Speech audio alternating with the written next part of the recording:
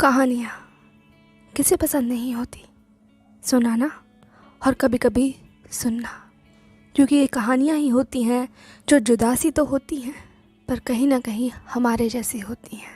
हर एक कहानी में हमें हमारा अक्स दिख ही जाता है। तो ऐसे ही कुछ कहानियों के सफ़र पर हम चलेंगे जो होंगी तो हम जैसी ही पर हमसे पूरी तरह जुदा होंगी। कुछ खफा सी, कुछ वफा सी, कुछ चीख सी होंगी, क्योंकि ये कहानियाँ अपनी सी होंगी। So hey everyone, welcome to my channel Bliss of Tales with Atre. चलो कहानियाँ सुने।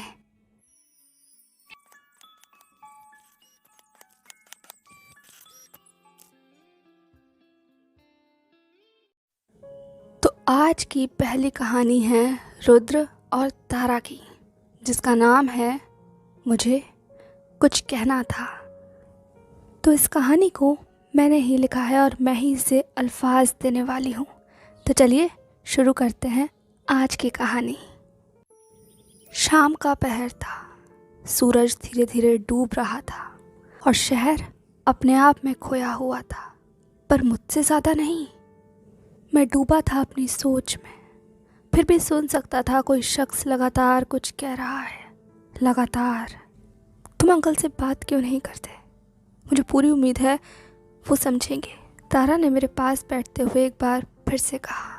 पर मैं, ना ही तो मुझे बैठने की फुर्सत थी और ना ही तारा की कोई बात सुनने की, या शायद मैं सुनना ही नहीं चाहता था, क्योंकि मैं उलझा हुआ था बिल्कुल इन्हीं कपड़ों की तरह, अपने कमरे की तरह जो बस बिखरा हुआ था। और मैं इन्हें समेट कर, संवार कर सिर्फ अपने उन सूटकेस में रखने की कोशिश कर रहा था, जो बहुत मुश्किल था मेरे लिए।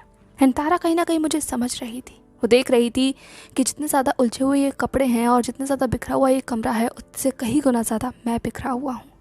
शायद इसीलिए वो कोशिश कर रही थी बार बार मेरा दिल बहलाने की, मुझसे बात करने की। पर क्या मैं ये चाहता हूँ?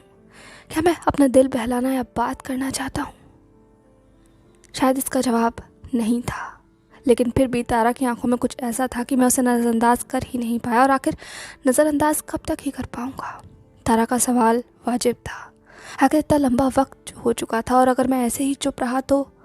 पर इससे पहले कि मैं अपनी सोच में और ज़्यादा डूब पाता, तारा ने फिर से मेरे कंधों पर हाथ रखते हुए कहा, मैं तुमसे कुछ पूछ रही हूँ, जवाब दो मुझे। एंड मैंने थका हारी सी मुस्कुराहट देकर सिर्फ तारा की तरफ देखते हुए कहा, क्या जवाब चाहिए तुम्हें? हाँ, तो नहीं लगता पहले मुझे ये सब कुछ करना चाहिए, वरना मैं घर जाने के लिए लेट हो जाऊँगा, वैसे भी फ़्लाइट। पर इससे पहले कि मैं कुछ भी कह पाता, तारा ने कहा, बस करो रुद्र, मैं देख सकती हूँ तुम सिर्फ टॉपिक अवॉइड कर रहे हो। जैसे ही तारा ने कहा, मैंने तुरंत तारा की तरफ देखते हुए कहा, ऐसा नहीं है। तारा ने कहा, तो खाओ मेरी कसम। हर बार की तरह वो मुझे बस अपनी कसमों में बांध लेती है और मैं कुछ नहीं कह पाता। जैसे कि मैं एक बार फिर से चुप हो गया था एंड तारा की आंखों में देख रहा था। एंड इस बात पर तारा ने मुस्कुराते हुए कहा, देखा, मैं सच कह रही थी। ये कहते हुए वो बस मुस्कुरा कर वहीं बेड पर बैठ गई एंड मैं सिर्फ उसे देखता रहा, बहुत देर तक देखता रहा। पर आखिरी में मैं भी उसके बगल में बैठ गया एंड देन मैंने उस फर्श की तरफ देखते हुए कहा, तुम जानती हो ना तारा, ये बहुत मुश्किल है।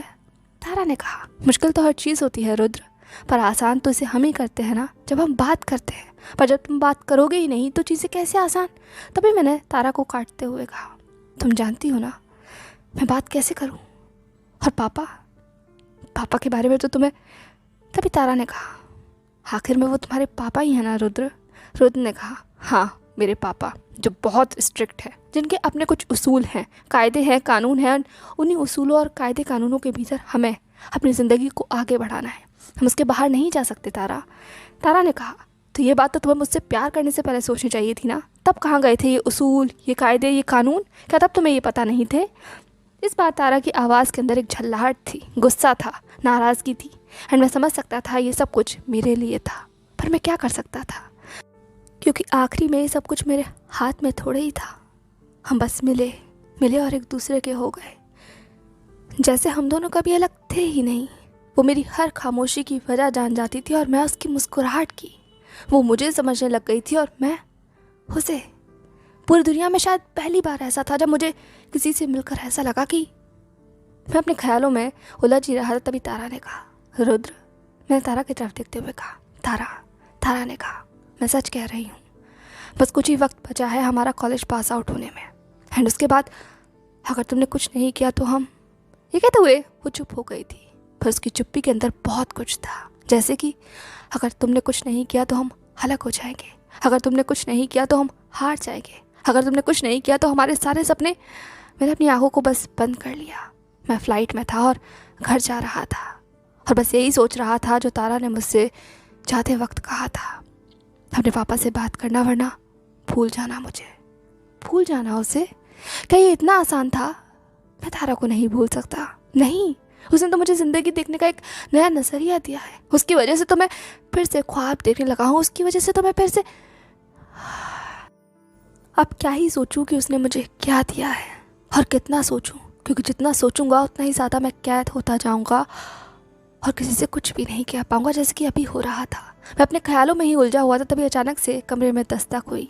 माँ ने अंदर आते हुए कहा, रुद्र क्या हुआ बेटा? आज सुबह से देख रही हूँ घर लौटे हो, पर ऐसा लग रहा है कि अभी भी हॉस्टल में ही हो। सब कुछ अच्छा तो चल रहा है ना? और प्लेसमेंट की तैयारी? मैंने माँ की तरफ देखते हुए कहा, माँ सब अच्छा है, एंड हाँ प्लेसमेंट की तैयारी भी बहुत अच्छी चल रही है। बाय द वे पापा और शिवांश कहाँ है? माँ ने मुस्कुराकर मेरे बगल में बैठते हुए कहा, शिवांश और पापा तुम तो जानते ही हो ना, वो दोनों जब भी साथ मिल जाते हैं पूरे घर को सर पर उठा कर रखते हैं, एंड इस वक्त भी वो यही कर रहे हैं। मैच आ रहा है, एंड जैसे ही माँ ने कहा, एक पापा और शिवांश दोनों की हूटिंग की आवाज़ आई। माँ ने मुस्कुराते हुए कहा, देखो मैच देख रहे हैं वो दोनों। बाकी तुम बताओ, तुम्हें मैच में कोई इंटरेस्ट नहीं है क्या? पहले तो तुम बहुत देखते थे, पर लगता है हॉस्टल जाकर सब कुछ बदल गया है। कॉलेज लाइफ ने मेरे बेटे को बहुत बदल दिया है। ये कहते हुए माँ सिर्फ मेरी तरफ देखने लगी, एंड पता नहीं क्या हुआ मेरे अंदर। मैं बस माँ की गोद में सर रख कर बैठ गया, एंड माँ मेरे बालों को हमेशा की तरह सहलाने लगी। माँ के चुअन में ही कुछ ऐसा होता था कि चाहे मैं कितना भी परेशान ही क्यों ना हूँ, दिल कितना ही मचल क्यों ना रहा हो, एक सुकून मिल जाता था, जैसे कि अभी मिल गया। मैंने अपनी आंखों को बंद किया और माँ के दूसरे हाथ को चूमते हुए कहा, नहीं बदला है माँ, कुछ भी नहीं बदला है, मैं आज भी बिल्कुल वैसा ही हूँ, आपका रुद्र। ये कहते हुए मैं मुस्कुराया, एंड माँ भी मुस्कुरा गई। माँ ने कहा, हाँ मेरा रुद्र। और माँ के कहने पर मैं बस मन में सोचने लगा, क्या मैं सच में किसी का हूँ? हाँ, क्योंकि आखिरी में तो मैं सबसे ही झूठ बोल रहा हूँ ना, फिर वो चाहे माँ हो या तारा। क्योंकि ना ही तो तारा का सच कहने की हिम्मत मेरे अंदर है, और ना ही माँ को सच बताने की, तो आखिरी में मैं सबसे ही झूठ बोल रहा हूँ। हाँ, मैं झूठ बोल रहा हूँ। ये कहते हुए या सोचते हुए मेरे माथे पर परेशानी की वो सलवटें पड़ने लगी, और जैसे ही वो सलवटें और गहरी हुई, तभी अचानक से किसी की आवाज़ आती है। पापा ने मेरी तरफ देखते हुए कहा, क्या खाने को ऐसे ही देखते रहोगे या खाने का भी कोई मन है? जैसे ही ये आवाज़ आई मैं थोड़ा सा सक पका गया, क्योंकि पूरी डाइनिंग टेबल पर सब लोग सिर्फ मुझे ही देख रहे थे। मैंने सबकी तरफ देखा, एंड देन अपने खाने की तरफ देखते हुए कहा, हाँ खा रहा हूँ ना पापा, खा रहा हूँ। पापा ने कहा, खोए हुए लग रहे हो, सब कुछ ठीक तो है, तबीयत वगैरह और कॉलेज में? एंड पापा के इस सवाल पर मैं बस जवाब देना चाहता था कि कुछ ठीक नहीं है पापा, प्लेसमेंट में बहुत प्रॉब्लम आ रही है, ऐसा लग रहा है कि मैं कुछ भी नहीं कर पाऊँगा। मुझे आपको तारा के बारे में भी बताना है। तारा, वो जिससे मैं बहुत प्यार करता हूँ पापा, मुझे बहुत। पर आखिरी में मैं ऐसा कुछ भी नहीं कह पाया, क्योंकि पापा, मैं बस चुप हो गया था और अपना खाना खाने लगा और सबकी बातें सुनने लगा। वो बात अलग है कि मेरा ध्यान किसी पर भी नहीं था, मैं बस खोया हुआ था और बाकी सब लोग खुश थे। हाँ, सब खुश थे, और हो भी क्यों ना। साल के इस वक्त पर सब लोग एक साथ इकट्ठा होते हैं, बातें करते हैं और अपनी अपनी लाइफ को शेयर करते हैं, जैसे कि अभी दीदी कर रही थी, और मैं सिर्फ उनकी तरफ देखने लगा।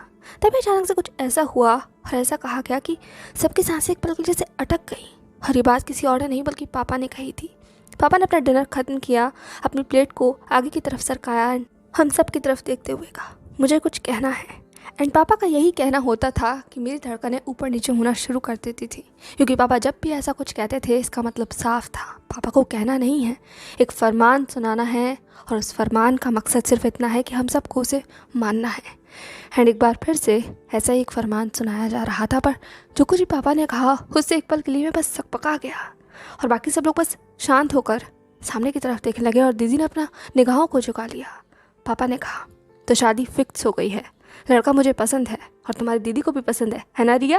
ये कहते हुए उन्होंने दीदी की तरफ देखा, और दीदी ने कुछ भी नहीं कहा, उनकी निगाहें सिर्फ झुकी हुई थी। पता नहीं वो हाँ कह रही थी या ना, मुझे कुछ समझ नहीं आया, क्योंकि मैं तो अभी इस बात में ही उलझा हुआ था ना कि पापा ने अभी अभी कहा है कि उन्होंने रिश्ता पक्का कर दिया है। रिश्ता मतलब शादी, शादी मतलब दीदी की, दीदी मतलब ये सब कुछ कब हुआ? और कौन सा लड़का, कब कौन सा लड़का हमारे घर में आ गया जिसका रिश्ता दीदी से तय हो गया, और ये बात मुझे क्यों नहीं पता है? ये सारे सवालों की उलझन लिए मैं सिर्फ माँ की तरफ देख रहा था, जो अपना हाथ बस पापा के कंधे पर रख कर खड़ी हुई थी। और उनकी शक्ल को देखकर ये लग रहा था कि वो खुश है, सुकून में है। पर ये सुकून मुझे महसूस क्यों नहीं हो रहा? क्यों शिवांश ही है जो सिर्फ हंस रहा है और एक्साइटेड हो रहा है इस बात को लेकर? क्यों पापा ही हैं जो बस बोले जा रहे हैं? कोई कुछ क्यों नहीं कह रहा है? जब किसी ने कुछ भी नहीं कहा तो आखिरी में मैंने पापा की तरफ देखकर पूछ ही लिया, रिश्ता? पापा ने मेरी तरफ देखते हुए कहा, हाँ रिश्ता। तुम्हारी दीदी की अब उम्र हो गई है, वैसे भी उसे कॉलेज पास आउट किए 2 साल हो गए हैं, शादी तो करनी ही है ना। ये कहते हुए पापा मेरी और दीदी की तरफ देख रहे थे। वहीं दूसरी तरफ दीदी की निगाहें एक बार भी नहीं उठी थी। पता नहीं वो हिचक रही थी, डर रही थी, या फिर मुझे नहीं पता। लेकिन मैंने पापा की तरफ देखते हुए कहा, 2 साल हो गए हैं पापा तो क्या, दीदी अभी सिर्फ 25 की ही तो है। एंड वैसे भी शादी की इतनी जल्दी क्या है? वैसे भी आजकल के वक्त में तो शादी। पर इससे पहले कि मैं कुछ भी बोल पाता, पापा ने मेरी तरफ देखते हुए कहा, अब ये सारी बातें भी मुझे तुमसे पूछनी पड़ेंगी कि किस बात की जल्दी है या नहीं। तुम्हें क्या लगता है मुझे नहीं पता कि आजकल दुनिया में क्या चल रहा है? एंड वैसे भी दुनिया में कुछ भी क्यों ना चल रहा हो, शादी की एक उम्र होती है और उस उम्र तक अगर शादी ना हो तो परेशानियां इकट्ठी हो जाती हैं, खासकर एक लड़की के लिए। जैसे ही पापा ने ये बात कही, पता नहीं क्यों पर मेरे मन में एक कड़वाहट सी उतर आई थी। लड़कियों के लिए क्यों? ये सारे उसूल इतने अजीब होते हैं? ये सोसाइटी हमेशा फाउंडेशन लगा कर क्यों रखती है? हमारी मर्जी, हमारा फैसला, हम कभी भी शादी करें, जब हमारी मर्जी हो हम तब शादी करें। क्योंकि शादी आज का ही तो बंधन नहीं है ना, शादी तो जन्म भर का बंधन है। किसी एक इंसान का हाथ पकड़कर हमें जिंदगी गुजारनी है उसके साथ, और उसके बारे में फैसला करने का हमें ही आखिरी में कोई हक नहीं है। हमें सीरियसली? पर मैं आगे इससे पहले भी कुछ भी कह पाता, पापा ने एक और बात कहकर मेरा जैसे बोलना ही मुश्किल कर दिया था। पापा ने कहा, शादी अगले 6 महीने में ही होगी तो बहुत सारी तैयारियां करनी होगी, तुम्हें भी और हाँ रिया तुम्हें भी। कोई कसर नहीं रहनी चाहिए। हमारे घर की पहली शादी है, और तो शादी जोरों शोरों से होनी चाहिए, शानो शौकत से होनी चाहिए, ताकि सबको पता लगे राजेश गुप्ता की बेटी की शादी है, राजेश गुप्ता की, है ना। ये कहते हुए पापा हंस जाते हैं और उनके साथ साथ बाकी सब भी हंस गए थे। शिवान ने तो उछलते हुए कहा, हाँ सबको पता लगना चाहिए कि मेरी बहन की शादी है, शिवांश गुप्ता की बहन की शादी है ना रिया दीदी। ये कहते हुए वो हंस रहा था और मैं बस चुप होता जा रहा था। मेरे होंठ सिल गए थे और मन कड़वा हो गया था, बेचैन हो गया था, क्योंकि मैं एकटक सिर्फ दीदी को ही देखे जा रहा था जिनकी निगाहें झुकी हुई थी। ऐसा लग रहा था जैसे कि वो कुछ कहना चाहती हैं, पर मैं दीदी के कमरे की तरफ जैसे देखने लगा, क्योंकि मैं भी कुछ कहना चाहता था। 2 घंटे गुजर चुके थे इस बात को हुए या कहा जाए एक बॉम्ब को फूटे हुए, जिसमें यह कह दिया गया था कि शादी होने वाली है। पर पता नहीं क्यों ये बात मेरे गले के नीचे नहीं उतर रही थी। इसीलिए थक हार कर आखिरी में मैं दीदी के दरवाजे के सामने खड़ा था, और फिर कुछ सोच कर ही मैंने दरवाज़ा आखिरी में नॉक कर ही दिया। तब अंदर से कुछ कदमों के आगे बढ़ने की आवाज़ आ रही थी। मैं समझ गया कि दीदी आ रही हैं, एंड कुछ ही सेकंड के अंदर दरवाज़ा खुल गया एंड दीदी ने मेरी तरफ देखते हुए कहा, रुद्र क्या हुआ, आओ अंदर आओ, बाहर क्यों खड़े हुए हो। ये कहते हुए दीदी साइड हो गई थी और मैं कुछ हिचकिताता हुआ ऐसे ही, लेकिन फाइनली अंदर आ गया था। दीदी का कमरा हमेशा हमारे घर में सबसे खूबसूरत होता है। एक अजीब सा सुकून रहता है यहाँ। दीदी की किताबें जो हैं यहाँ, दीदी के सपने मुझे दीवारों पर नज़र आते हैं।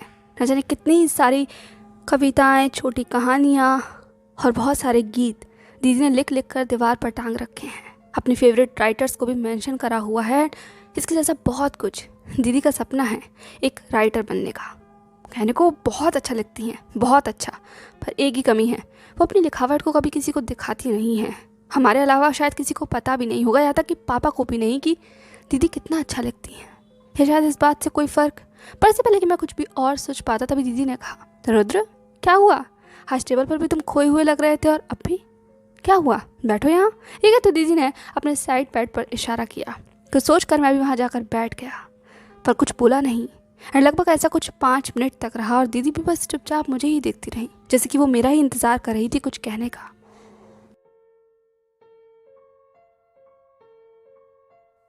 और आखिरी में थक हार कर मैंने कह ही दिया, आप ऐसा क्यों कर रही हो, क्या ऐसा कुछ करना ज़रूरी है। पापा ने कह दिया, इसका मतलब ये नहीं है कि।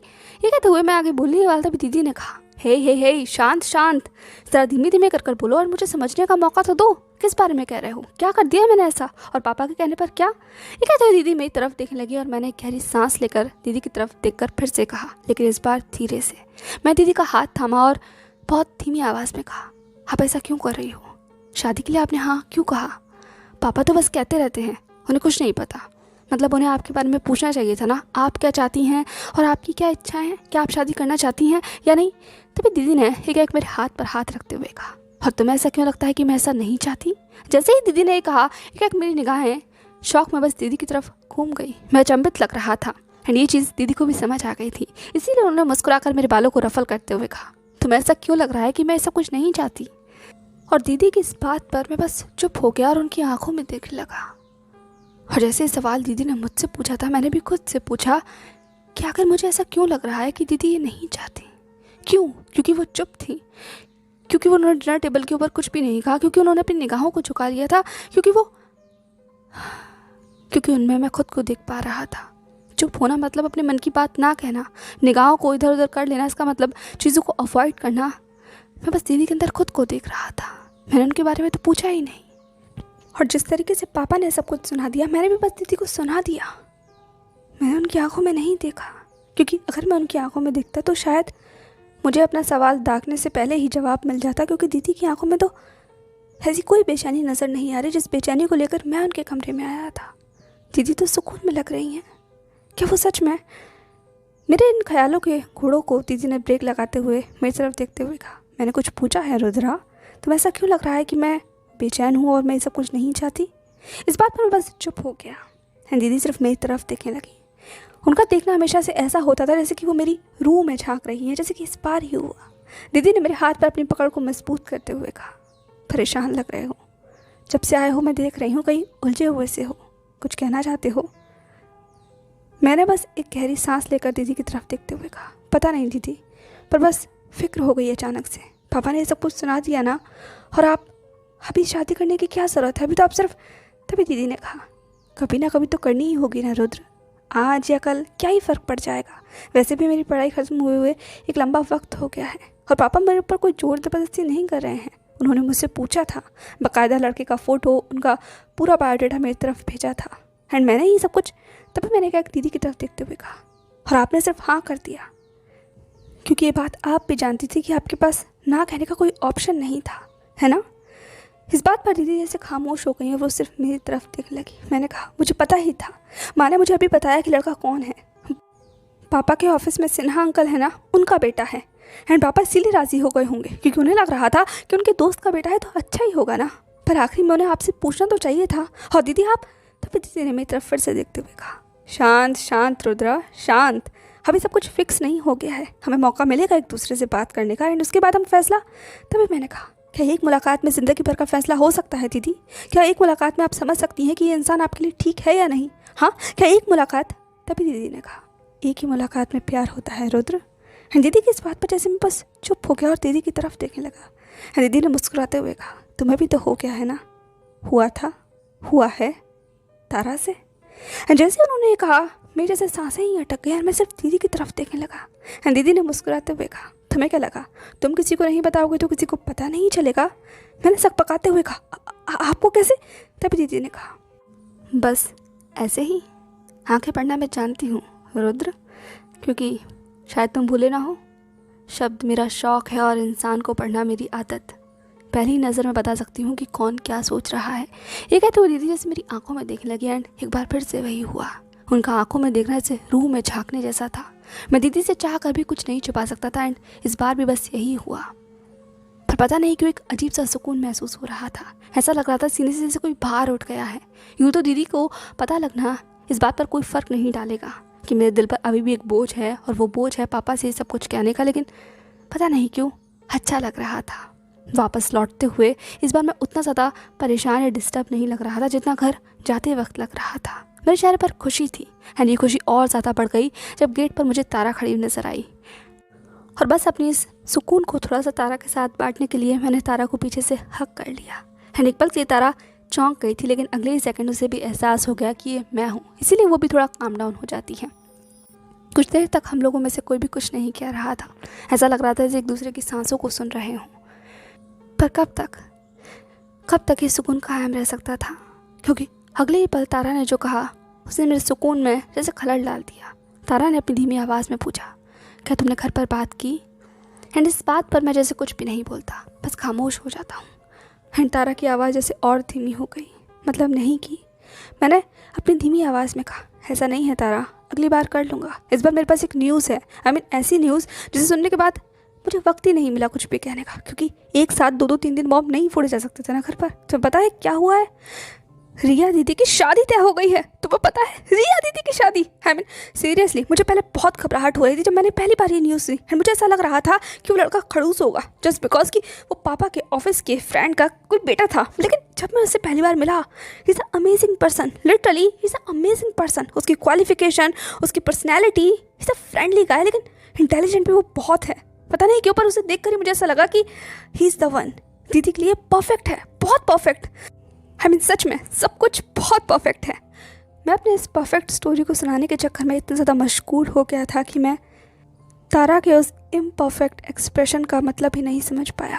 उसकी आंखों में बढ़ती हुई मायूसी जो हर सेकंड और गहरी हो रही थी, मैं उसे देख ही नहीं पाया। मैं बस बोलता रहा और वो चुप खड़ी होकर सुनती रही, अपने बर्ताव से पूरी तरीके से उलट, क्योंकि हम दोनों का ये बर्ताव ऐसा है जिसमें तारा अक्सर बोलती है और मैं सुनता हूँ। पर आज ये बदलाव मुझे समझ ही नहीं आया, क्योंकि मैं खुश था अपनी खुशियों में और वो डूब रही थी शायद अपने किसी डर में। और फाइनली थक हार कर जब मैंने अपनी बात खत्म की तो तारा की तरफ देखते हुए कहा, ये अच्छा है ना तारा, अगले 6 महीने में शादी है, सब कुछ बहुत कुछ करना होगा हमें। दीदी की शादी है, पहली शादी है घर की, तो सब लोग बहुत एक्साइटेड।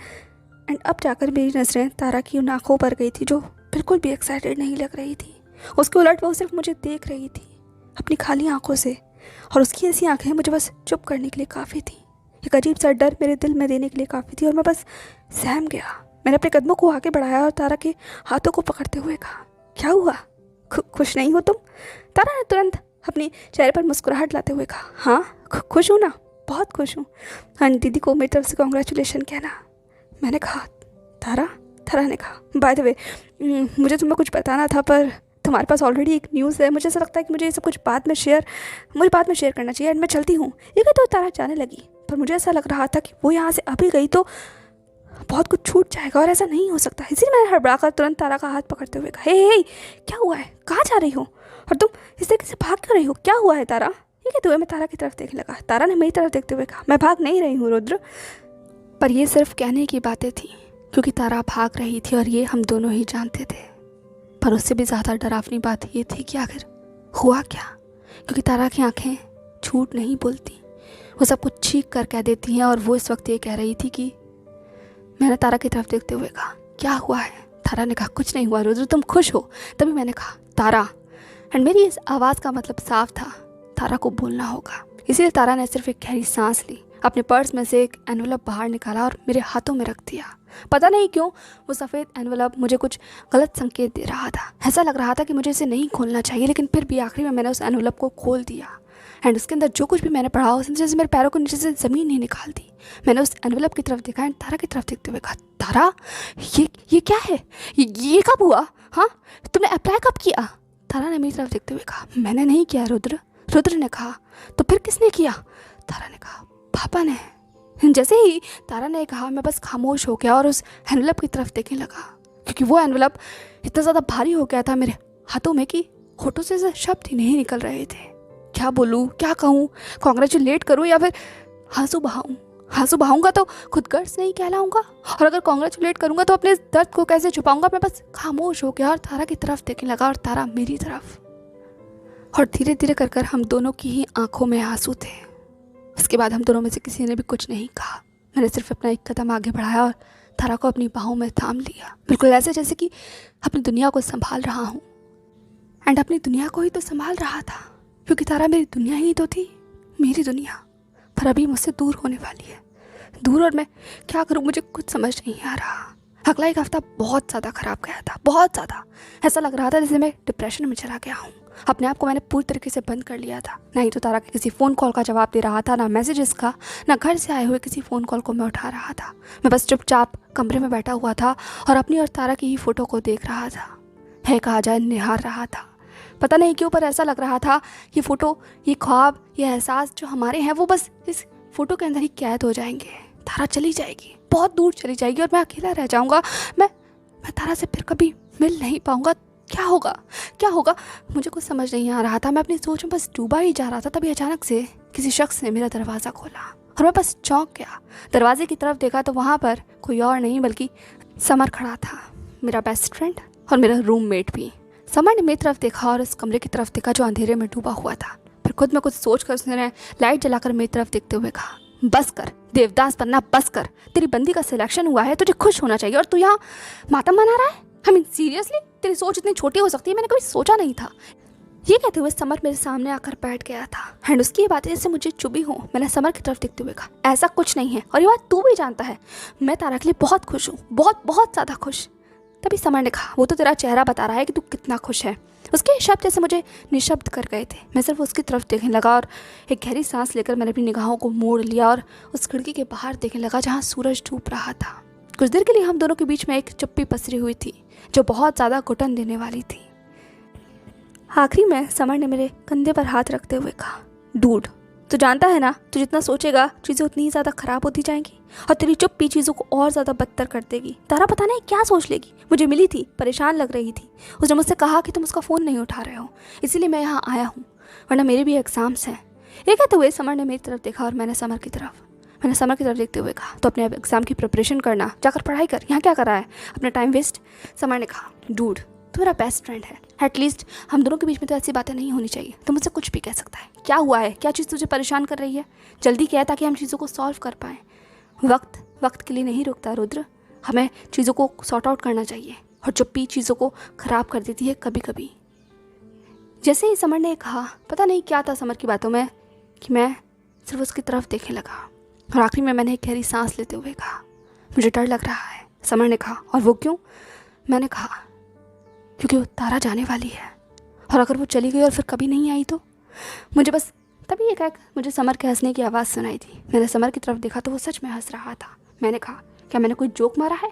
समर ने कहा, हाँ बिल्कुल, तू किसी छोटे बच्चे की तरह बातें कर रहा है। कम ऑन मैन, हम लोग कॉलेज में हैं।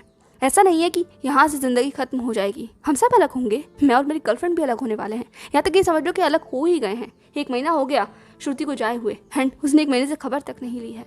मैंने कहा, और मुझे इसी बात का डर है, अगर तारा ने भी मेरी खबर नहीं ली तो। तभी समर ने कहा, कम ऑन, तुम तारा और रुद्र हो, तुम्हें कोई अलग नहीं कर सकता। और वैसे भी अभी करियर ज़्यादा ज़रूरी है और ऐसा तो है नहीं कि यहाँ से निकलने के बाद ही तुम दोनों शादी कर लोगे। बिना एक स्टेबल फ्यूचर के क्या तुम दोनों शादी कर सकते हो? और अगर कर भी लोगे तो फ्यूचर क्या होगा तुम दोनों का? हाँ, समर के इस बात ने से मुझे कम्प्लीटली शॉक्ड कर दिया था। एक नया विजन दिया था, एक नया सवाल दिया था, हमारा फ्यूचर क्या होगा? अगर फ्यूचर ही नहीं बना तो फ्यूचर। मैं इस सवाल को जैसे बहुत देर तक सोचता रहा। आज बिस्तर पर जैसे नींद ही नहीं आ रही थी। वैसे तो पिछले 1 हफ्ते से ही नींद नहीं आ रही थी, पर आज कुछ ज़्यादा ही बेचैनी थी। मैं बस करवटें पलटता रहा और थक हार कर बैठ गया। घड़ी में देखा तो 2 बज रहे थे। कहाँ 12 बजे तक सो जाने वाला लड़का आज 2 बजे तक जगा हुआ था, जबकि तारा से भी मैं बात नहीं कर रहा था। फिर मैंने आखिरी में अपना फ़ोन उठाया और तारा के मिस्ड कॉल और मैसेजेस को पढ़ना शुरू किया। और तारा के हर मैसेज में सिर्फ यही लिखा हुआ था, रुद्र क्या हुआ है? क्या तुम मुझसे नाराज़ हो?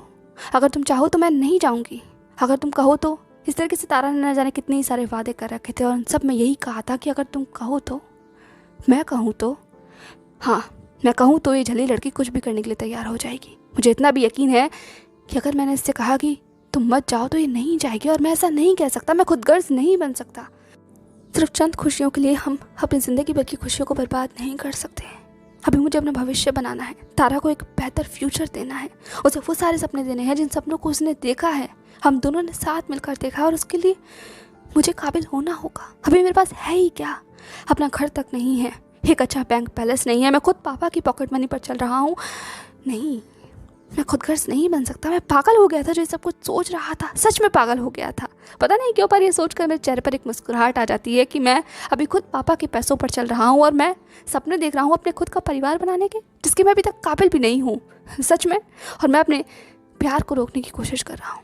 मैं खुदगर्ज बन गया था, पर ज़्यादा नहीं। मैं तारा को फिर से गले लगाते हुए कहा, हमारे बीच में कुछ नहीं बदलेगा। तारा ने मेरी तरफ देखते हुए कहा, क्या सच में? मैंने कहा, हाँ बिल्कुल, मेरी तरफ से कभी नहीं बदलेगा। ये रुद्र हमेशा से तारा का था, तारा से प्यार करता था और हमेशा तारा से ही प्यार। वैसे मैंने कुछ भी बोल पाता, तारा ने जैसे मुझे फिर से गले लगा लिया और मैं चुप हो गया। क्योंकि हमारे बीच में शब्दों की इतनी ज़्यादा ज़रूरत नहीं होती थी। हम दोनों एक दूसरे के एहसासों को समझते थे। प्यार इतना गहरा था हमारा कि हम बस खामोश हो जाते थे जब एक दूसरे को इस तरीके से गले लगाते थे, और ऐसा लगता था कि हमने बिना कुछ कहे ही सब कुछ कह दिया, जैसे कि आज हो रहा था। मैं अपनी शिकायतों से धीरे धीरे आज़ाद हो रहा था, और तारा जैसे बस सुकून पा रही थी मेरे अंदर, क्योंकि बेचैन तो वो भी थी ना मेरे इस एक हफ्ते के बर्ताव से। और थकार का जब हम दोनों को ही हमारे सुकून और चैन मिल गए थे, हम दोनों अलग हुए। हम दोनों एक बेंच पर बैठे हुए थे जिसके सामने एक खूबसूरत सा फूलों का बागीचा था। हम दोनों की निगाहें उस खूबसूरत फूलों पर थीं, पर खामोशी धीरे धीरे कर कर गहरी होती जा रही थी। थकार कर तारा ने मेरी तरफ देखते हुए कहा, रुद्र।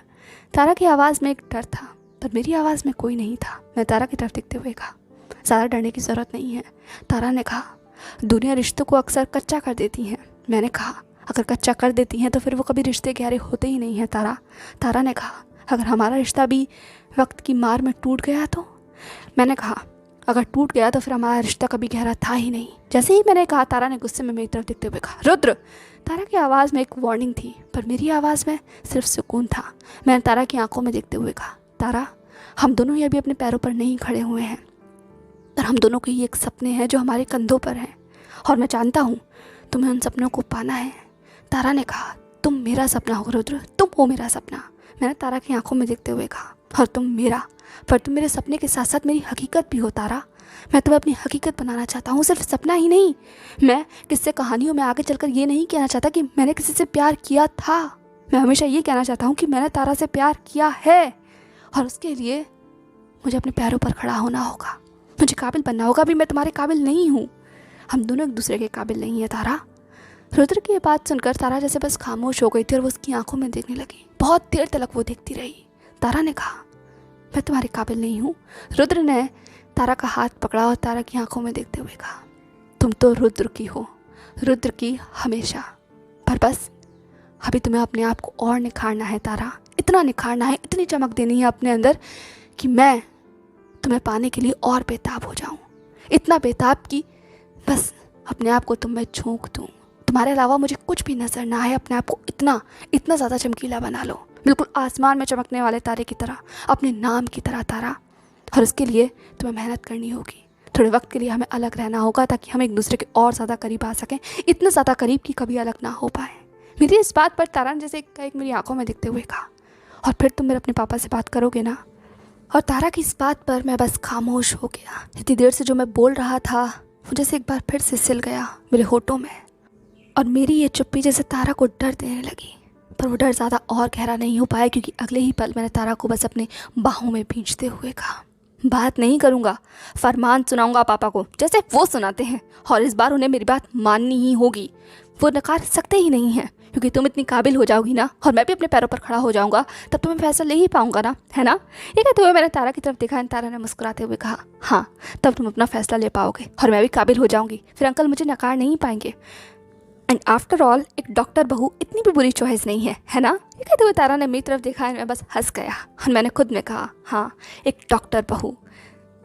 दरअसल तारा एक मेडिकल स्टूडेंट थी। हम दोनों की मुलाकात बड़ी ही अजीब तरीके से हुई थी। मैं इंजीनियरिंग बैकग्राउंड से था और वो मेडिकल से, और हम दोनों का ही टकराना जैसे किस्मत ही थी। उस दिन बारिश बहुत तेज़ हो रही थी और मेरे सामने बस स्टॉप पर जो लड़की खड़ी थी वो कितनी परेशान हो रही है इस बात से मैं साफ देख सकता था। खैर उसकी परेशानी का वजह क्या थी तो मैं समझ नहीं पाया, लेकिन शायद थोड़ी देर बाद ही बात मुझे समझ में आ गई थी।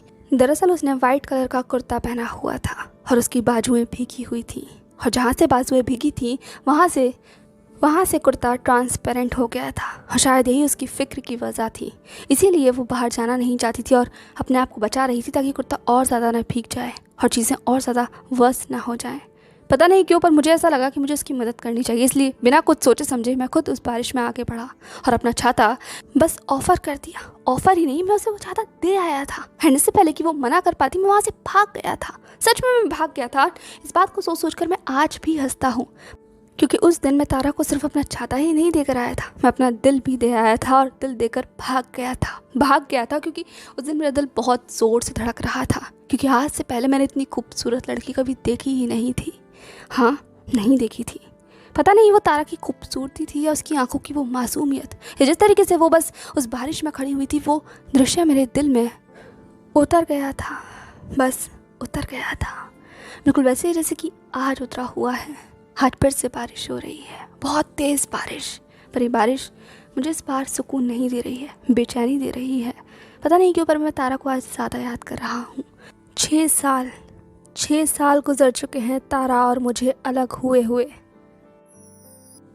तो बेसिकली कहा जाए तो अलग हुए हुए नहीं, बस मैं बस खामोश हो गया, क्योंकि इस बस का जवाब तो मेरे पास भी नहीं है। उस दिन के बाद तारा अपने होम टाउन वापस चली गई थी, उत्तराखंड, क्योंकि उत्तराखंड से उसे बेंगलोर जाना था, जहाँ उसका मेडिकल फील्ड में प्लेसमेंट हुआ था, जहाँ हॉस्पिटल में उसे ट्रेनिंग की तरह ज्वाइन होना था। और मैं रुक गया था अपने हॉस्टल में, अपने आगे आने वाली एग्ज़ाम की प्रिपरेशन करने के लिए, और बाकी जो कंपनी आने वाली हैं उन कंपनीज़ में अपना रेज्यूमे भेजकर अपनी एक अच्छी प्लेसमेंट के लिए। प्लेसमेंट की दौड़ चलती रही और तारा दूर होती रही। हमारे फ़ोन कॉल स्टार्टिंग में बहुत इंटेंस थे, हम लोग लंबी लंबी बातें किया करते थे। मैं अपनी हर बात तारा से शेयर करता था और तारा भी अपने बारे में मुझे बताती थी। वो बताती थी कि उसे किस तरीके से बेंगलोर का खाना बिल्कुल पसंद नहीं आ रहा है। यहाँ का एनवायरनमेंट कल्चर भी बहुत अलग है। शहर शांत तो है पर बिजी बहुत ज़्यादा है। शहर में लोग बहुत ज़्यादा एजुकेटेड हैं, फ्रेंडली भी हैं, पर अकेले हैं, दूर हैं। और तारा इन सब चीज़ों में एडजस्ट करने की कोशिश कर रही है। वहीं दूसरी तरफ एडजस्ट करने की तो मैं भी कोशिश कर रहा था अपने नए एनवायरनमेंट में, क्योंकि मुझे प्लेसमेंट मिल गया था। मेरी one of the dream company में तो नहीं, लेकिन हाँ एक अच्छी कंपनी में। एंड ये खबर मैंने सबसे पहले किसी को सुनाई थी तो वो ऑफकोर्स तारा ही थी। एंड तारा कितनी खुश हुई थी ये शायद मुझे उसके फ़ोन पर आती हुई उस हंसी से महसूस हुई थी, और मेरी आंखों में भी आंसू आ गए थे, क्योंकि हम दोनों ने एक ही बात कही थी कि आज से हमारी नई जर्नी शुरू हो रही है और हम दोनों को ही चमकना है, आसमान में चमकना है। ये बात मेरे कानों में गूंज गई थी और हम अपने रास्ते पर निकल गए अपने भविष्य को चमकाने के लिए और एक बेहतर भविष्य बनाने के लिए। पर हम अपने कल को भूलते जा रहे थे। वक्त जैसे जैसे आगे बढ़ रहा था हम पीछे होते जा रहे थे, एक दूसरे से दूर होते जा रहे थे। हमारे फ़ोन कॉल्स कम हो गए थे, पर ऐसा नहीं था कि हम दूसरों से कनेक्टेड नहीं थे। हम पहले भी इसी तरीके से बातें करते थे और आज भी करते हैं। एक मैसेज सुबह, एक मैसेज शाम को, और एक दूसरे का हाल चाल ज़रूर पूछते हैं, जैसे कि अभी पूछ रहे थे। तारा का ही मैसेज आया था, मैं सोने ही वाला था, पर अचानक से गुड नाइट ब्लिंक हुआ। मैंने भी मुस्कुराकर फ़ोन उठाया और गुड नाइट टाइप कर दिया। पर आज ऐसा लग रहा था तारा कुछ और कहने की कोशिश कर रही है। टाइपिंग बार बार लिखा हुआ आ रहा था। आखिरी में मैंने ही पूछ लिया, क्या हुआ है, क्या कहना चाहती हो? और तारा ने भी तुरंत जवाब दिया, कैसे हो? मैंने कहा बहुत अच्छा, बिजी हूँ थोड़ा, तुम सुनाओ अपनी, कैसी तैयारी चल रही है? कैसा था दिन आज का डॉक्टर साहिबा? मेरे इस टॉन्ट पर तारा जैसे बस हंसने वाले इमोजीज भेज देती हैं, पर अगले ही सेकंड उसने कुछ ऐसा भेजा जिससे मैं अपने बेड पर बैठ गया। तारा ने कहा, तूने पापा से बात की? मैंने इस सवाल को 3 से 4 दफ़ा पढ़ा। पापा से बात की। मैं तुरंत मैसेज लिखकर भेजा, क्या हुआ तारा, सब कुछ ठीक तो है? पर इससे पहले कि इसका जवाब आ पाता तारा का फ़ोन कॉल ही आ गया था और मैंने एक ही झटके में फ़ोन उठा लिया। दोनों तरफ से खामोशी थी।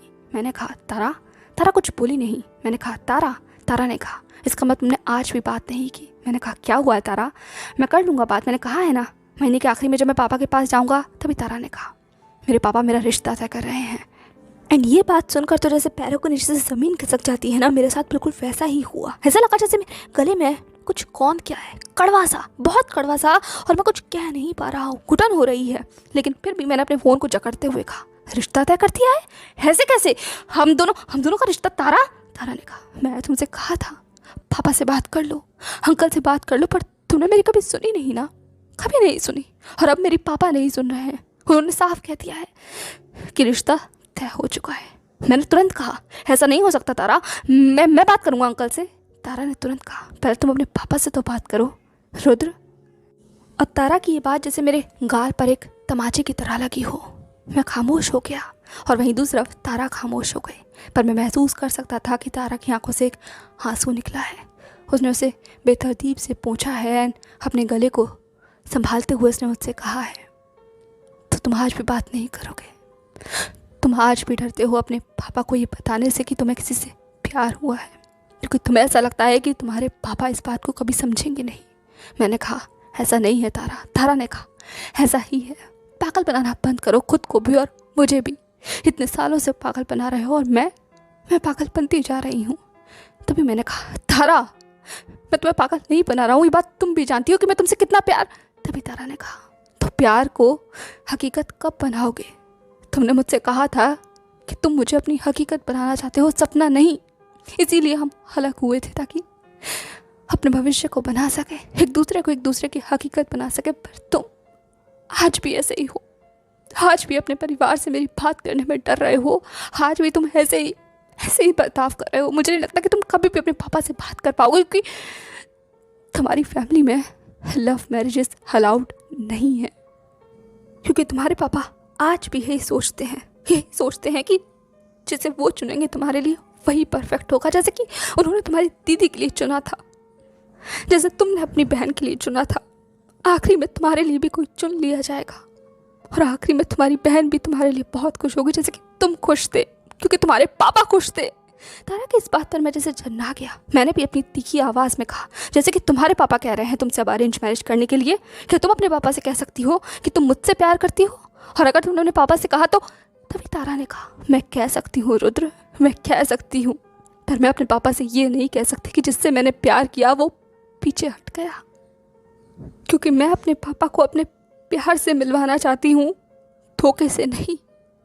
और मैं उनकी आंखों में खुद को गिरते हुए नहीं देखना चाहती, क्योंकि मैं अपने पापा का गुरूर हूँ और उन्हें ऐसा लगता है कि मैं कुछ गलत नहीं कर सकती। उनके संस्कार मेरे साथ हैं और मैं अपना सही और गलत जानती हूँ, फैसला करना पहचानती हूँ, और मैं उन्हें अपनी ज़िंदगी का सबसे ख़राब फैसला नहीं सुना सकती। मैं नहीं बता सकती कि एक लड़का मुझे इतने सालों से बेवकूफ़ बना रहा है, मुझे सपने दिखा रहा है, और आखिरी में उसने सारे सपने तोड़ दिए क्योंकि वो बुज़दिल था, वो सिर्फ मुझसे खेल रहा था। जैसे ही तारा ने कहा, मैंने चिल्लाते हुए कहा, तारा! मेरी आवाज़ सुनकर तारा जैसे बस चुप हो गई थी, पर मैं महसूस कर सकता था वो सुबक रही है, और मेरी भी आंखों से ऐसे आंसू निकल आए। पहली बार था जब मैं तारा पर इतनी ज़ोर से चिल्लाया था, और इतनी ज़ोर से मुझे तारा पर गुस्सा आया था। पर यह गुस्सा सिर्फ कुछ सेकंड्स के लिए था, क्योंकि अगले ही पल मुझे तारा के रोने की आवाज़ सुनाई देती है और मैं बस चुप हो जाता हूँ और अपनी आंखों को भींच लेता हूँ। मुझे खुद पर गुस्सा आ रहा था, और सही तो कहा तारा ने, मैं बुज़दिल हूँ, मैं अपने पापा से बात नहीं कर सकता, और मैं उससे कह रहा हूँ कि वो अपने पापा से बात करे। अगर वो बात करे भी तो क्या बात करेगी, जब मैं ही राज़ी नहीं हूँ। मैं जिम्मेदारी नहीं उठाना चाहता, मैं जिम्मेदारी उठाना चाहता हूँ। तारा मेरा प्यार है, मैं पर अभी मुझे तारा को शांत करना था, इसीलिए मैंने धीमी आवाज़ में कहा, तारा। तारा ने कहा, रुद्र, आई एम सॉरी, मुझे ये सब कुछ नहीं कहना चाहिए था, मैं बस इमोशनल हो गई। पापा बहुत सीरियस है, मैं बहुत लंबे वक्त से टाल रही हूँ, पर आगे और नहीं टाल पाऊँगी। तुम जानते नहीं हो, पर एक लड़की ज़्यादा लंबे वक्त तक अगर मना करे ना तो परिवार में बातें होने लगती हैं, और तुम्हें नहीं पता। रुद्र ने कहा, मैं सब समझता हूँ तारा, तुम चिंता मत करो, मैं अपने पापा से बात करूँगा। तारा ने कहा, मेरी कसम खाओ कि तुम बात करोगे। तारा की कसम जैसे मुझे एक बार फिर से बांध लिया। मैंने कुछ नहीं कहा तो तारा और डर गई। तारा ने कहा, रुद्र, कसम खाओ ना, बोलो ना कि तुम सच में बात करोगे। प्लीज़ रुद्र, ऐसा मत करो मेरे साथ, मैं सच में तुमसे बहुत प्यार करती हूँ। रुद्र, मुझे छोड़कर मत जाना, मैं जी नहीं पाऊंगी। तारा की ये बात सुनकर मैं जैसे कांप गया। मैं तुरंत तारा को शांत कराते हुए कहा, तारा, तुम ऐसे क्यों कह रही हो? मैं तुम्हें कहाँ छोड़कर जाऊँगा? तुम मेरी दुनिया हो, प्यार हो तुम मेरा, मैं तुम्हें छोड़कर कहीं नहीं जाऊँगा। प्लीज़ ऐसा मत रो, हाँ ऐसे मत रो, सब कुछ ठीक हो जाएगा, मैं अपने पापा से बात करूँगा। तारा ने कहा, तो खाओ मेरी कसम। एंड इस बार तारा की इस बात पर मैं जैसे शांत रह ही नहीं पाया। कुछ तो था तारा की आवाज़ में। तारा को इस तरीके से बैक करना, तारा तो हमेशा मेरा गुमान थी, गुरूर थी, वो सिर्फ अपनी फरमाइशें सुनाती थी, पर आज वो मुझसे मिन्नतें कर रही है। मैं अपनी नज़रों में जैसे और गिर गया। इसीलिए अपनी नज़रों में थोड़ा संभलने के लिए और तारा को संभालने के लिए मैंने अपनी आवाज़ में धीमे से कहा, वादा करता हूँ, कसम है तुम्हारी कि इस बार पापा से बात कर ही रहूँगा और फैसला हाँ ही होगा। तारा ने कहा, जैसा तुमने पहले कहा था, फरमान सुनाओगे ना? एंड तारा की इस बात पर मैं जैसे हंस गया। तारा ने कहा, वादा करो, अच्छी खबर लेकर आओगे, कोशिश करोगे अंकल को मनाने की, और अगर अंकल नहीं मानते ना तो उन्हें बताना मैं एक टॉप डॉक्टर हूँ, मैं उनका इलाज बहुत अच्छे से करूँगी।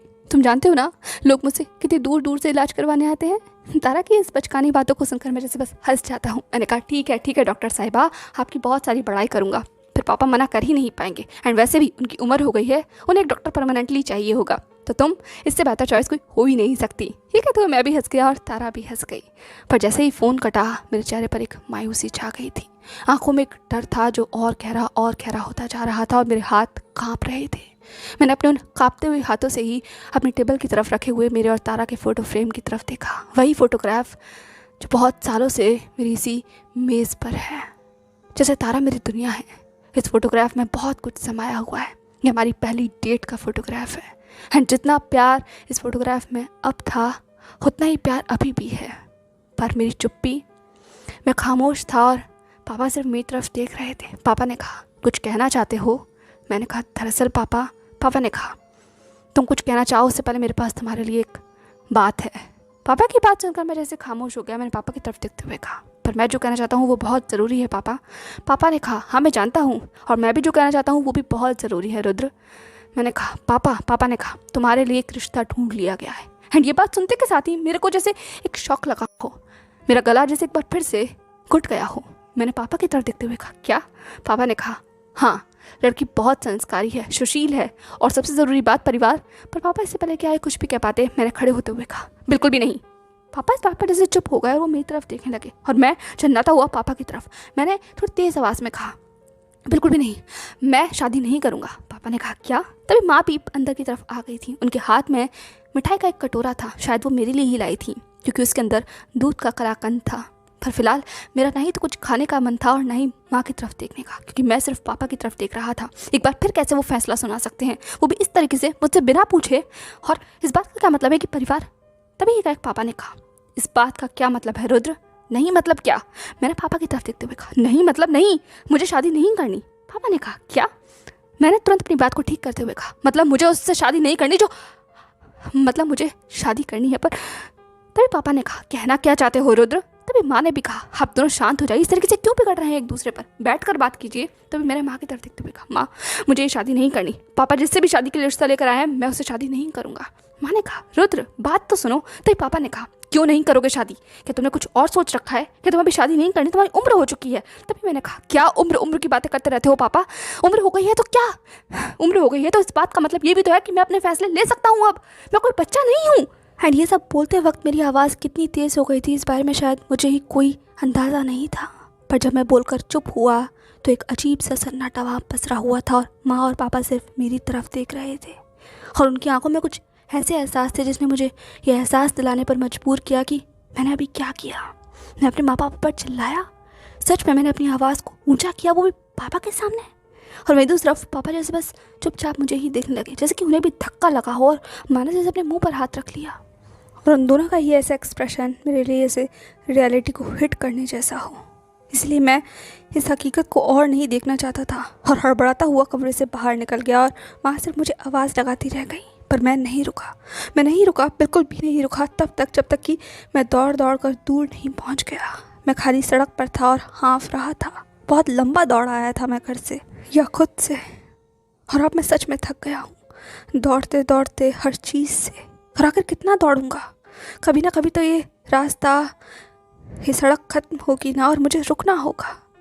जैसे कि मैं आज रुक गया। पर इस तरीके से तो नहीं रुकना था ना, इस तरीके से तो नहीं चिल्लाना था, धीमे से प्यार से सब कुछ बताना था। सिर्फ इतना ही कहना था कि मैं तारा से प्यार करता हूँ। आखिर हो ही क्या जाता?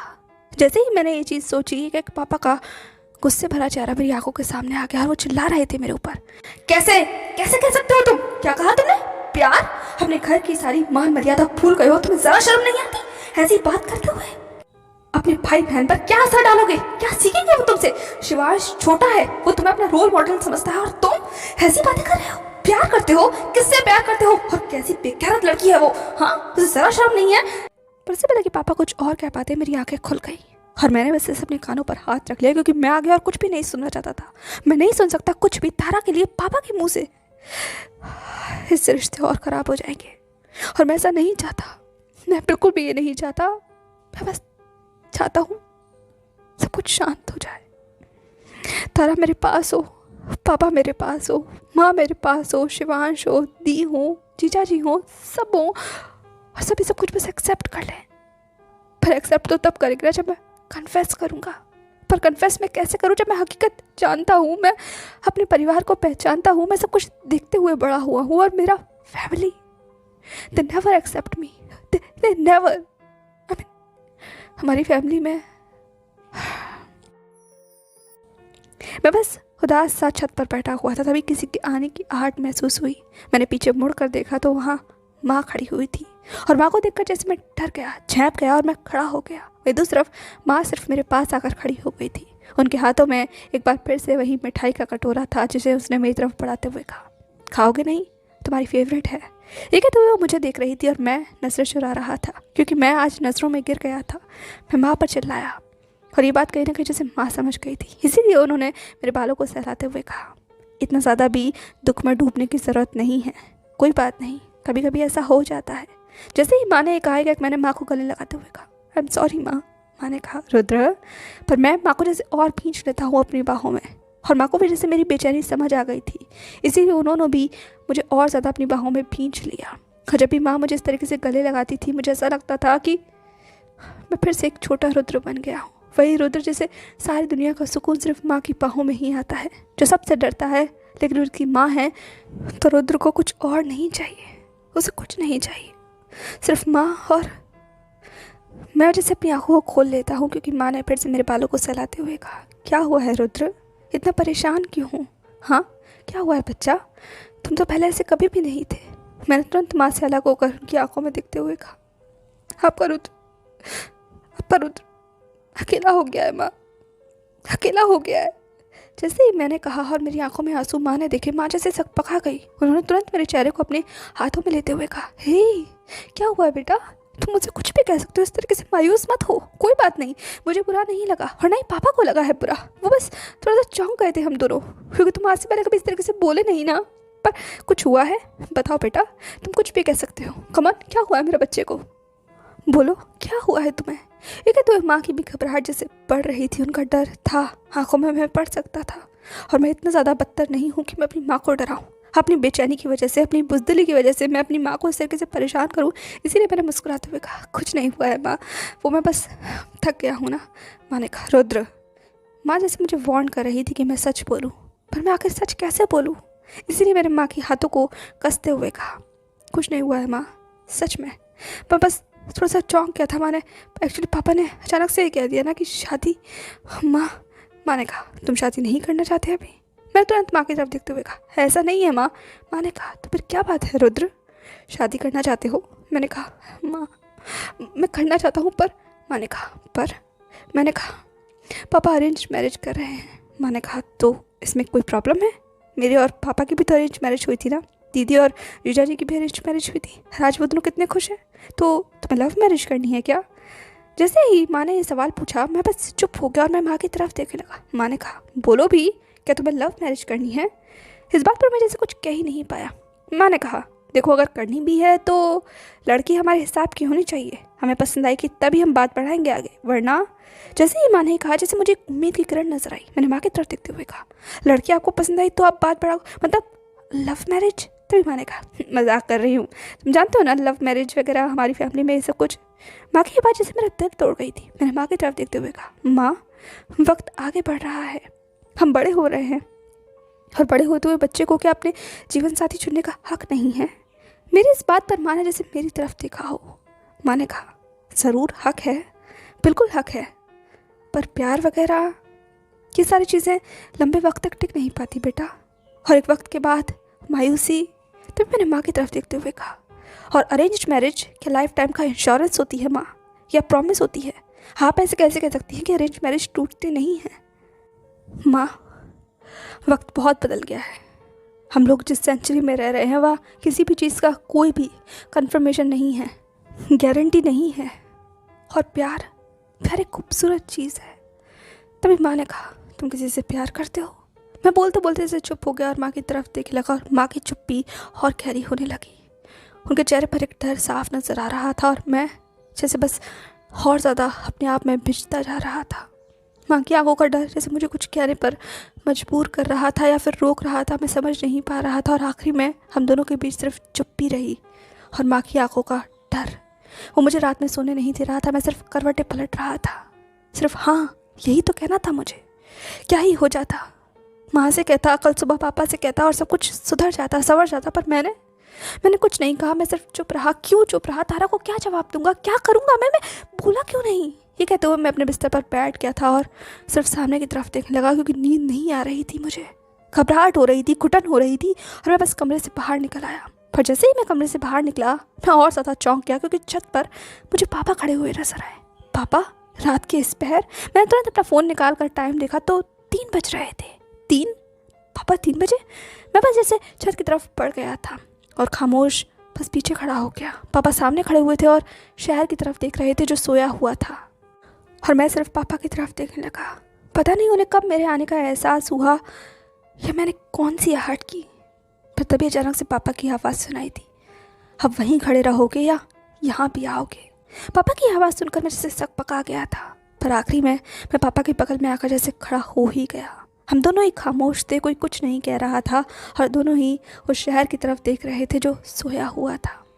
पर आखिरी में पापा ने ही उस चुप्पी को तोड़ते हुए कहा, कुछ कहना चाहते हो? मैंने कहा, नहीं तो पापा। पापा ने कहा, किसी को चुन लिया है तुमने? पापा का इस सवाल जैसे सीधा फरमान था। वो पूछ नहीं रहे थे, वो बता रहे थे मुझे कि उन्हें पता लग चुका है। पता नहीं क्यों, पर पापा के इस सवाल पर जैसे मैं मना नहीं कर पाया और मैंने धीमी आवाज़ में कह दिया, हाँ। और पापा जैसे चुप हो गए और मैं डर गया। मुझे बस ऐसा लग रहा था कि अभी पापा का चिल्लाता हुआ चेहरा मेरे सामने आएगा और वो मुझ पर गुस्सा करेंगे, चिल्लाएंगे, बहुत सारी बातें कहेंगे सोसाइटी की, फैमिली की, पर ऐसा कुछ भी नहीं हुआ। पापा सिर्फ खामोश खड़े हुए थे और मैं सिर्फ पापा की तरफ देख रहा था। पापा ने धीमी आवाज़ में कहा, तुम इस बात के लिए श्योर हो? मुझे समझ नहीं आया था मुझे क्या कहना चाहिए, लेकिन आखिर में मैंने कह दिया, मैं उससे प्यार करता हूँ पापा। पापा ने कहा, प्यार? पता नहीं पापा सवाल पूछ रहे थे या मजाक उड़ा रहे थे, पता नहीं। मुझे उस घड़ी सच में कुछ भी नहीं पता था। मैं बस खामोश सा खड़ा रहा और मुझे ऐसा लग रहा था जैसे कि मैं कोई मुजरिम हूँ और मैंने बहुत बड़ा गुनाह किया है, इतना कि मैं पापा की नज़रों में गिर गया हूँ। पर तभी अचानक से पापा ने मेरी तरफ देखते हुए कहा, तो इस बात को कहने में इतना वक्त क्यों लगा दिया? पापा की आवाज़ में कुछ ऐसा था जो मुझ पर सवाल नहीं, मुझे एहसास करा रहा था कि मैंने इतना वक्त क्यों लगा दिया। मैं पापा की तरफ देखने लगा। हम दोनों में से किसी ने कुछ नहीं कहा। तभी पापा ने कहा, मैंने अपने बच्चों को कभी ये नहीं सिखाया कि वो चुप रहे, उन्हें अपनी बात कहने का हक है। रिया के वक्त पर जब उसकी शादी तय हो रही थी, मैंने उसे भी ये मौका दिया था, पर तुमने तो मुझे ये मौका दिया ही नहीं कभी रुद्र। मैंने पापा की तरफ देखते हुए कहा, ऐसा नहीं है पापा, मैं आपसे बात करना। तभी पापा ने कहा, और तुम ये बात कब करने वाले थे? इतने सालों में तो तुम नहीं की कभी। मैंने कहा, पापा। पापा ने कहा, तुम्हें क्या लगा? तुम्हारी माँ को और मुझे कोई खबर नहीं है कि तुम्हारी ज़िंदगी में क्या चल रहा है। हम इतने अनजान हैं अपने बच्चों से कि अपने बच्चों के बारे में कुछ समझ नहीं पाएंगे। वो क्या कर रहे हैं, किस चीज़ से गुजर रहे हैं, ये हमें कुछ समझ नहीं आएगा कि हम बेवकूफ़ हैं। हाँ, माँ बाप है तुम्हारे। तभी मैंने पापा की तरफ देखते हुए कहा, ऐसा नहीं है पापा। तभी पापा ने कहा, ऐसा ही है। तुम नौजवान बच्चे हम लोगों को बेवकूफ़ समझना शुरू कर देते हो। तुम्हें ऐसा लगता है कि हमें कुछ समझ नहीं आता, माँ क्या ही समझेगी, पापा को क्या ही पता है। मतलब जैसे हम बूढ़े क्या हुए, हम लोग दुनिया से ही बाहर हो गए, है ना। हम सब भी इस दुनिया से होकर गुजरे हैं बेटा।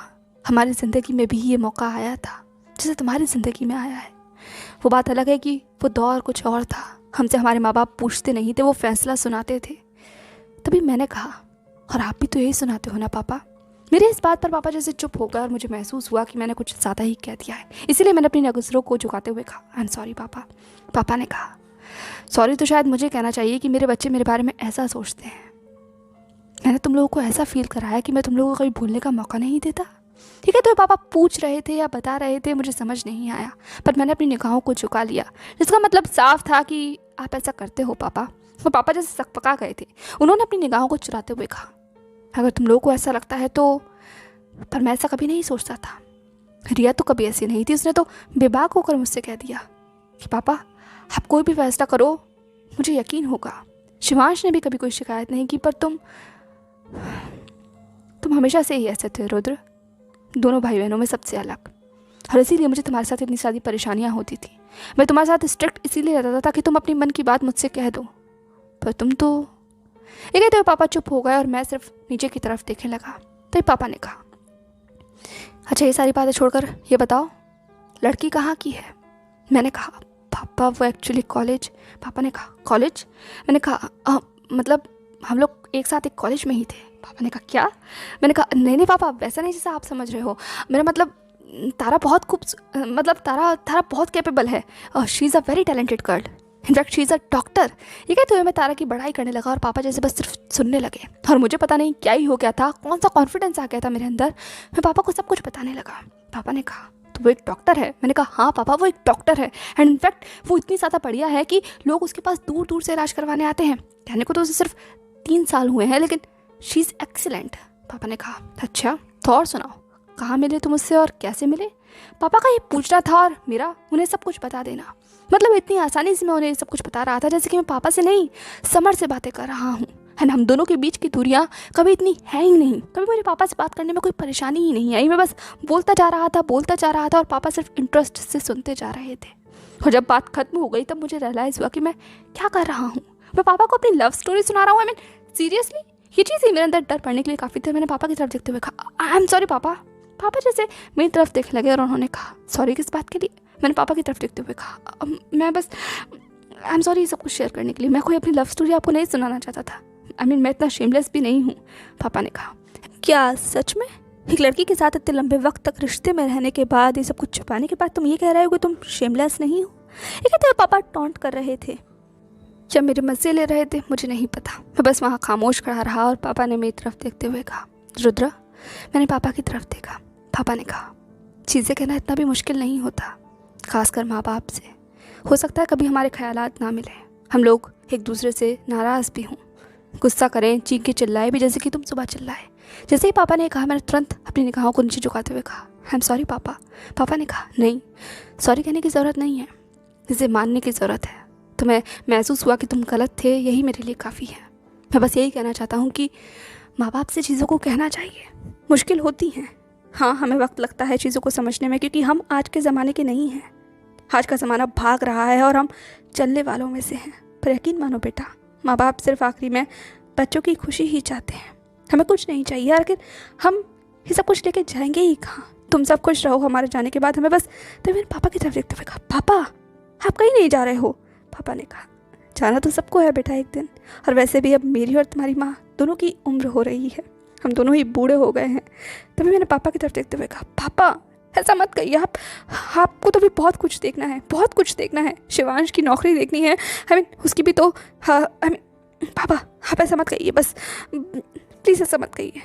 ये कहते हुए मैं कितना हड़बड़ा रहा था, कितना डर रहा था, ये पापा देख सकते थे। इसीलिए पापा ने मेरे कंधे पर हाथ रखते हुए कहा रुद्रा, और मैं बस खामोश हो गया। बस पापा की आंखों में देखने लगा। सच कह रहे हैं पापा, उनकी उम्र हो रही है, बालों की सफ़ेदी और ज़्यादा बढ़ गई है और चेहरे पर झुर्रियाँ ये आज से पहले मुझे नज़र क्यों नहीं आई? पापा का चश्मा भी बदल गया है, शायद नंबर बढ़ गया होगा। मैं जैसे बस पापा की तरफ देखने लगा और ये महसूस करने लगा कि इतने लंबे वक्त में मैं जैसे अपने ही अंदर डूबा रहा और ये महसूस ही नहीं कर पाया कि मेरा आगे बढ़ना उम्र में मेरे माँ पापा की उम्र का भी तो एक नज़ारा है ना, जो मेरी आंखों के सामने है। और मुझे नहीं पता मुझे क्या हुआ, कहाँ से मेरे अंदर एक बार फिर से इतनी हिम्मत आई और मैंने वो किया जो मैंने इतने सालों में कभी नहीं कर पाया। मैंने अपने कदमों को आगे बढ़ाया और पापा को गले लगा लिया। ये चीज़ कितनी शॉकिंग थी ये शायद पापा का रिएक्शन भी बता रहा था, क्योंकि पापा का शरीर जैसे स्टिफ हो गया। पर मैं पापा को जैसे अपनी बाहों में और खींच लेता हूँ। मैं हमेशा मम्मा को हक करता आया था, पर पापा को कभी भी नहीं। ये पहली बार था। पर पता नहीं क्यों पापा का आज इस तरीके से सब कुछ कहना और पापा को इस तरीके से देखना, एक डर भर गया था मेरे अंदर। मुझे ऐसा लग रहा था कि अगर मैंने पापा को अभी सब कुछ नहीं बताया, उन्हें ये नहीं बताया कि मैं उन्हें कितना पसंद करता हूँ, कितना प्यार करता हूँ मैं उनसे, तो शायद बहुत देर हो जाएगी, बहुत देर। और मैं ऐसा नहीं चाहता।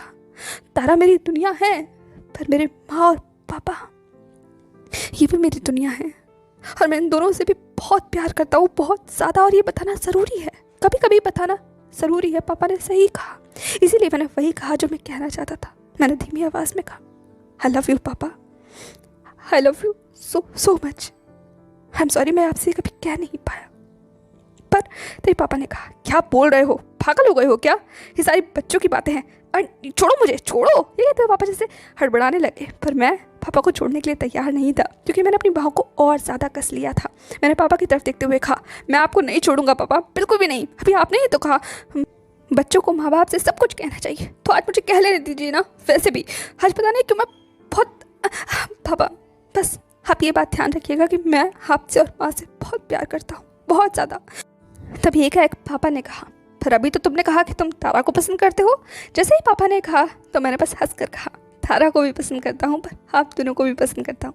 पापा ने कहा ठीक है समझ गया मैं, अब तो मुझे छोड़ो। मैंने कहा क्यों, आपको अच्छा नहीं लगा मैंने आपको हक किया? पापा ने इस बात पर जैसे कुछ भी नहीं कहा, पर जो मुझे महसूस हुआ वो था पापा की छुअन। पापा ने भी मुझे हक कर लिया था, और ये चीज़ थी जैसे मेरा दिल भरने के लिए काफ़ी थी। दिल पर जो बोझ था इतने सालों से वो हट गया और मैं हल्का हो गया, बहुत ज़्यादा हल्का। और मैंने और पापा ने दोनों को नहीं एक दूसरे को हक किया, पर सिर्फ कुछ देर के लिए ही। पापा ने फिर से जैसे चटपटाते हुए कहा बस बहुत हो गया, अब छोड़ो मुझे। एंड अब मैंने पापा को छोड़ दिया था, क्योंकि मुझे पता है इससे ज़्यादा अगर मैंने किया तो पापा से डांट पड़नी निश्चित है एंड पूरा माहौल बिगड़ जाएगा, और मैं ऐसा नहीं चाहता। इसलिए मैंने पापा की तरफ देखते हुए कहा पापा। पर जैसे पापा को अंदेशा हो गया था कि मैं उनसे क्या बोलने वाला हूँ, इसीलिए उन्होंने मुझसे पहले खुद ही कहते हुए कहा तो ये बताओ उस बच्ची के घर वालों से बात करने कब जाना है? एंड मैं इस बात पर चुप हो गया। मैंने पापा की तरफ देखते हुए कहा क्या? पापा ने कहा क्या, अभी भी तुम लोगों को ये सब कुछ छिपा कर रखना है? रिश्ते की बात आगे बढ़नी चाहिए, क्योंकि बिना शादी के मैं सब कुछ करने की इजाज़त नहीं दूंगा। मैं अभी भी वही स्ट्रिक्ट फादर हूँ जिससे तुम डरते हो, भूलना मत रुद्र। ये कहते हुए पापा ने मेरी तरफ देखा एंड वो जैसे आगे बढ़ गए थे और मैं बस हंस जाता हूँ। मैंने मुस्कुराते हुए कहा कभी नहीं भूल सकता पापा, कैसे भूल सकता हूँ? राजेश गुप्ता माई स्ट्रिक्ट फादर। ठीक है, तो मैं बस हंसता मुस्कुराता पापा के पीछे पीछे चलने लगा और पापा आगे आगे। पर पता नहीं क्यों उस वक्त, उस रात, है कहा जाए उस उभरते हुए दिन में, सीढ़ियों से उतरते उतरते हम दोनों ही एक दूसरे के जैसे और करीब आ गए थे। हाथ से पहले मैंने सच में ऐसा बिल्कुल महसूस नहीं किया था।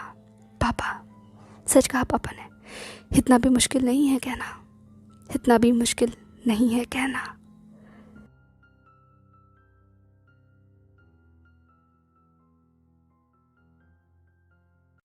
और इस तरीके से ख़त्म होता है आज की कहानी का सफ़र, तारा और रुद्र का सफ़र।